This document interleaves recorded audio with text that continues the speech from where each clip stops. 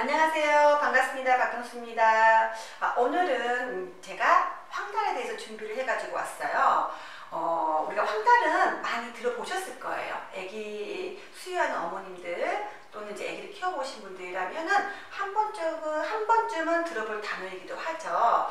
우리가 모유 수유할 때 가장 먼저 방해 요인이 황달이기 때문에 제가 오늘 이제 황달에 대해서 조금 설명해 드리려고 준비해 왔는데, 사실 그 모유 수유할 때 먼저 문제가 되는 요인은 엄마 컨디션이라던가 아기의 컨디션에 따라 달라질 수 있어요. 그 외적인 게 이제 황달인 거죠. 그러면 우리가 황달 종류에 대해서 한번 제가 적어가지고 왔는데 한번 읽어드려 볼게요.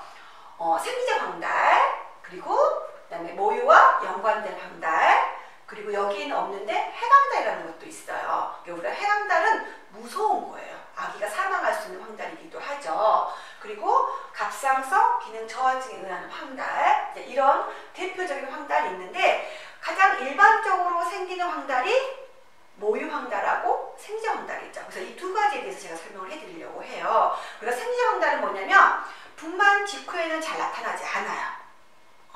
대부분 분만 직후 좀 시간이 지나서 2, 3일 후부터 조금씩 아기가 노래지기 시작하면서 나타났다가 어느 정도 시간이 지나면 7일, 8일째, 빠르면 늦으면 한 9, 10일째부터 천천히 저절로 시간이 되면 빠져지는 걸 우리가 생리적 황달이라고 해요. 그러니까 누구나 거칠 수 있는 황달이기도 하죠. 어느 아이들이든지, 어느 신생 아이든지, 영아 아이든지. 그렇지만 일반적으로 이 생리적 황달은 5주, 6주 정도 지나면은 자연스럽게 그때까지는 빠져주는 게 정상이기도 하지만, 그 이상 계속적으로 이 생리적 황달이 오래가는 경우는 좀 더 정밀 검사가 들어가기도 한답니다.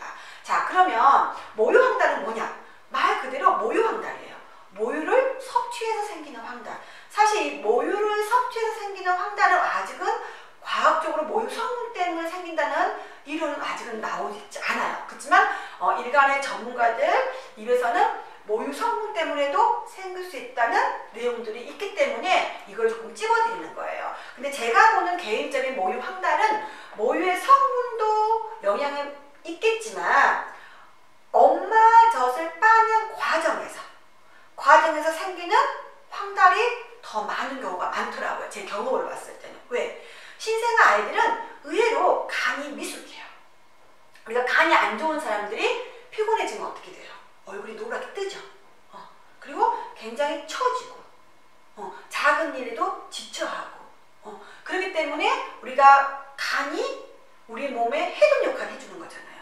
근데 이런 기능을 우리 신생 아이들은 다 갖추지 않고 태어났기 때문에 이렇게 이 기능이 미흡한 아기가 무리하게 엄마 젖을 힘들게 빨았을 때 좀 체력이 안 되고 힘든 애들은 피곤해지고 나른해지고 그러면서 처지고, 당연히 처지고 힘들어지기 때문에 먹는 게 약해지겠죠.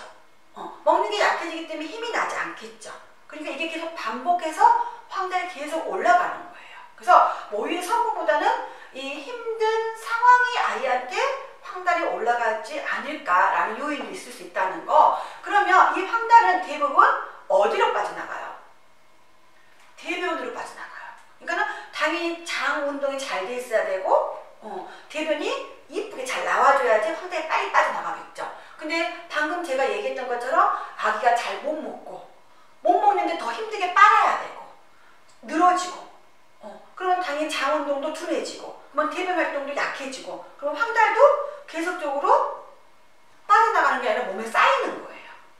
그래서 이런 아이들 같은 경우는 잘 먹여줘서 장 운동을 시켜주고, 그래서 빨리 대변을 나오게 해서 황달이 빠지게끔 도와줘야 되겠죠. 그래서 우리가 모유 황달, 생리적 황달, 또는 엄마 젖을 빨면서 생기는 힘든 황달, 이 세 가지 요인적인 걸 어머님이 잘 구별하셔가지고 모유 수유를 시작해 주셔야 된다는 거. 나머지 그 해강달이라던가 아니면 여기서 얘기는 병리적적인 갑상선 기능 저하증에 의한 황달 같은 경우는 어머님이 할 수 있는 게 아니라 병원에서 치료해야 되는 부분이기 때문에. 그렇지만 모유 황달이라던가 생리적 황달이라던가 아니면 엄마 젖을 빨면서 생기는 이런 황달 같은 경우는 충분히 어머님이 단도리를 잘 하셔가지고 관리만 잘 할 수 있다면 거의 다 회복이 회복이 되는 가능성이 높아요. 그래서 이 황달을 좀 더 이해를 하고 모유수를 시작한다면은 아마 중간에 고비가 오더라도 지혜롭게 잘 넘어갈 수 있을 거라고 좀 보여져요. 그래서